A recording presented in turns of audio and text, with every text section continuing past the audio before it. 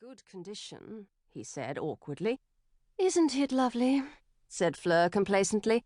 "I've always had good hair, and good skin, of course." She tilted her head, pushed her hotel robe aside slightly, and rubbed her cheek tenderly against the pale, creamy skin of her shoulder. "How old would you say I was?" she added abruptly. I wouldn't," the young man began to flounder. "I'm 40, she said lazily. She closed her eyes. 40, she repeated as though meditating. "It makes you think, doesn't it?" "You don't look," began the hairdresser in awkward politeness. Fleur opened one glinting pussycat green eye. "I don't look 40? How old do I look then?" The hairdresser stared back at her uncomfortably. He opened his mouth to speak, then closed it again. The truth was, he thought suddenly, that this incredible woman didn't look any age. She seemed ageless, classless, indefinable. As he met her eyes, he felt a thrill run through him, a dart-like conviction that this moment was somehow significant. His hands trembling slightly, he reached for her hair and let it run like slippery flames through his fingers. "You look as old as you look," he whispered huskily. "Numbers don't come into it."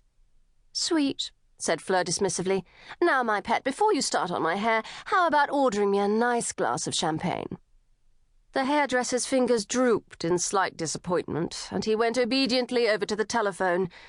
As he dialed, the door opened, and the woman from Take Hat came back in, carrying a pile of hat boxes. "Here we are," she exclaimed breathlessly. "If you could just sign here." "A glass of champagne, please," the hairdresser was saying. "Room 301. "I was wondering," began the saleswoman cautiously to Fleur, "you're quite sure that you want all 6 hats in black? We do have some other super colours this season." She tapped her teeth thoughtfully. "There's a lovely emerald green, which would look stunning with your hair." "Black," said Fleur decisively.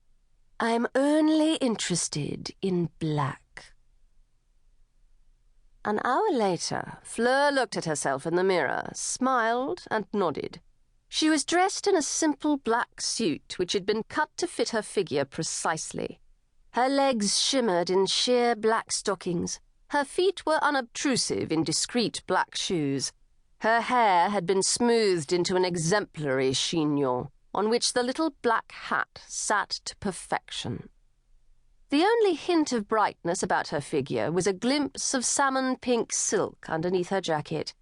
It was Fleur's rule always to wear some colour, no matter how sombre the outfit or the occasion. In a crowd of dispirited black suits, a tiny splash of salmon pink would draw the eye unconsciously towards her. People would notice her, but wouldn't be quite sure why, which was just as she liked it. Still watching her reflection, Fleur pulled the gauzy veil down over her face. The smug expression disappeared from her face, to be replaced by one of grave, inscrutable sadness. For a few moments she stared silently at herself. She picked up her black leather osprey bag and held it soberly by her side. She nodded slowly a few times, noticing how the veil cast hazy, mysterious shadows over her pale face. Then, suddenly, the telephone rang, and she sprang back into life. "Hello?" "Fleur, where have you been? I have tried to call you." The heavy Greek voice was unmistakable. A frown of irritation creased Fleur's face. "Saki, sweetheart, I'm in a bit of a hurry." "Where are you going?" "Nowhere. Just shopping." "Why do you need to shop? I bought you clothes in Paris."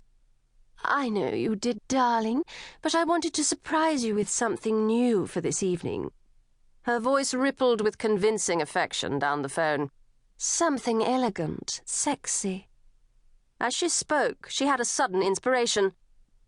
"And you know, Sakis," she added carefully, "I was wondering whether it wouldn't be a good idea to pay in cash so that I get a good price.